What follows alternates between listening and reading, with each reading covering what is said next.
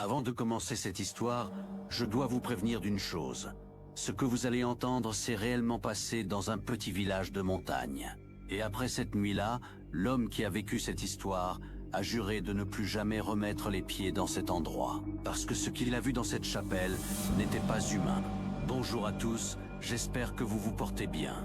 Merci d'être là aujourd'hui pour une nouvelle histoire.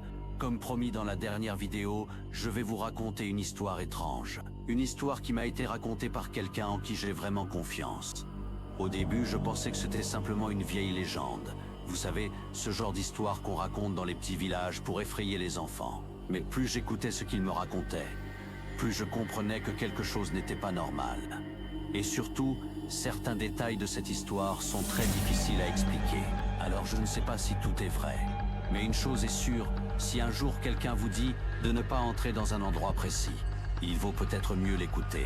Parce que parfois, certaines portes ne devraient jamais être ouvertes. Cette histoire concerne un homme nommé Karim. Karim travaillait comme technicien pour une société d'électricité. Son travail consistait à se déplacer dans des villages isolés pour réparer des installations. Un soir d'hiver, il reçoit une mission simple, aller réparer une panne électrique dans un petit village de montagne. Le village s'appelait Saint-Roch, un endroit minuscule, à peine quelques maisons, une route étroite et une forêt dense tout autour. Quand Karim arrive, il est déjà presque 19 h. La nuit tombe vite dans les montagnes. Le maire du village l'attend devant la mairie, un homme âgé, avec un visage marqué par les années. Il explique à Karim que la panne vient probablement d'un vieux transformateur situé près de la forêt. Karim prend ses outils et commence à marcher dans la direction indiquée. En traversant le village, il remarque quelque chose. Presque toutes les maisons ont leurs volets fermés, et il n'y a presque personne dehors, comme si les habitants évitaient de sortir la nuit. Avant de partir, Karim demande au maire « Il y a quelque chose de particulier dans ce village ?» Le maire hésite quelques secondes, puis il répond simplement « Évitez la vieille chapelle ». Karim pense que c'est une blague, mais le maire ne sourit pas. Karim continue son chemin. Après quelques minutes, il arrive près de la forêt, et c'est là qu'il voit la chapelle. Une petite construction en pierre, très ancienne. Le toit est abîmé, la porte est à moitié cassée, et une vieille croix penche au sommet. Karim se rappelle les paroles du maire, mais il n'y prête pas trop attention. Il doit réparer le transformateur, et celui-ci se trouve juste derrière la chapelle.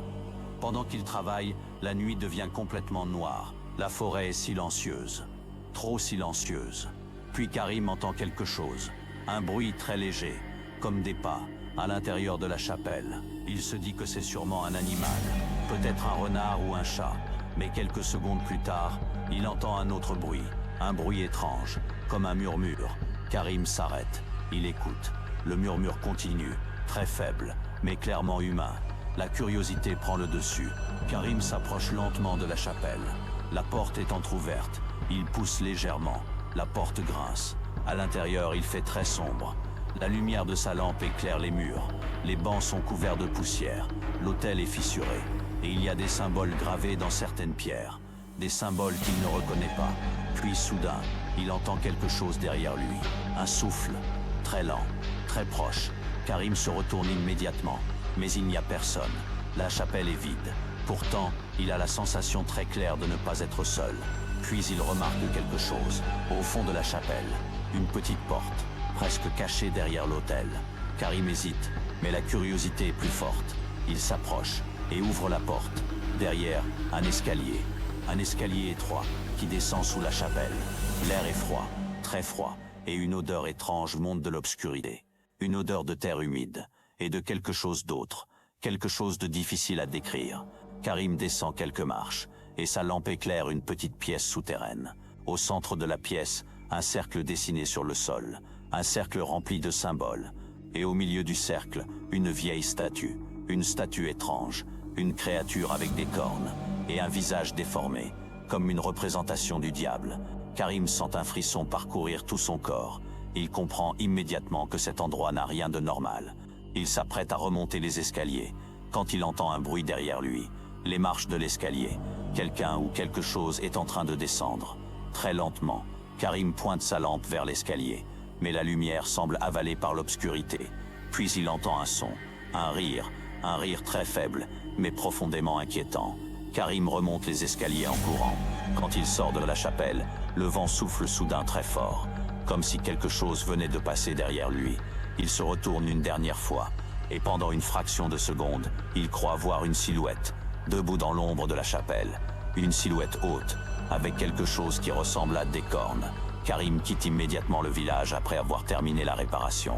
Mais avant de partir, il demande au maire ce qu'est réellement cette chapelle. Le maire soupire et lui raconte une vieille histoire.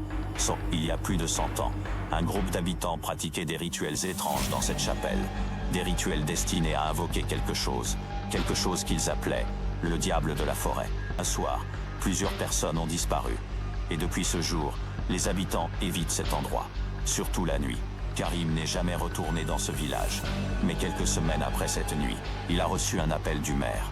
Le maire lui a simplement posé une question étrange. « Vous êtes sûr de ne rien avoir laissé dans la chapelle ?» Karim a répondu que non. Alors le maire lui a expliqué quelque chose. Le lendemain de son départ, les habitants ont retrouvé de nouvelles traces dans la poussière de la chapelle. Des traces de pas, mais ces traces ne ressemblaient pas à des pieds humains. Elles ressemblaient plutôt à des sabots.